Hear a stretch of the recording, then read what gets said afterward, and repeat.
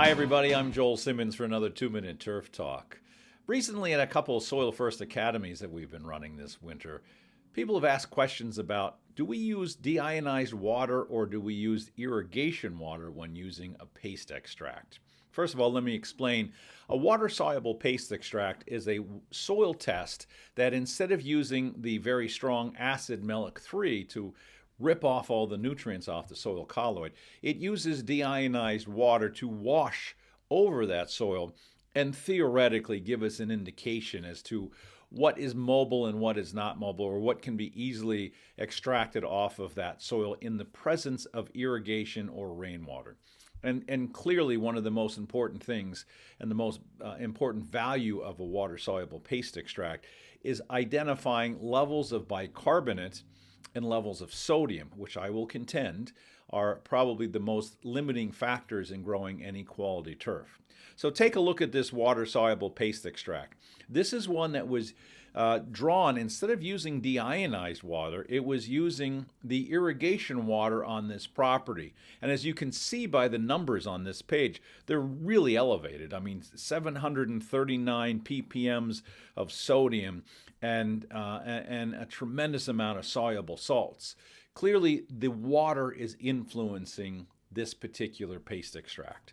Look at the water sample. You can see these numbers are off the charts. And I'm using this particular one because this water is such an extreme example as to what might be in the water. When we use the irrigation water to extract nutrients off the paste extract, what we're really seeing is what's in the water. When we use deionized water, we're basically using a clean playing surface. And what that does is allows us to get an understanding of exactly what's in that soil and what may come off. And there's consistency there. If you're in a market that has any level of rainfall, using deionized water really is the ideal scenario when building your paste extract database.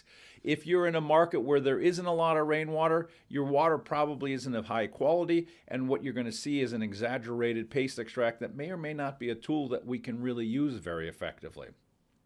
So typically, we will recommend running a water sample and then running your paste extracts with deionized water so we have an even playing field and it takes the highs and lows and the inconsistencies of what Mother Nature might throw at us off the table so we can get a good stream of data. And then when we marry that with a water test, we can get a very good understanding as to what that influence might be on the paste extract from that water.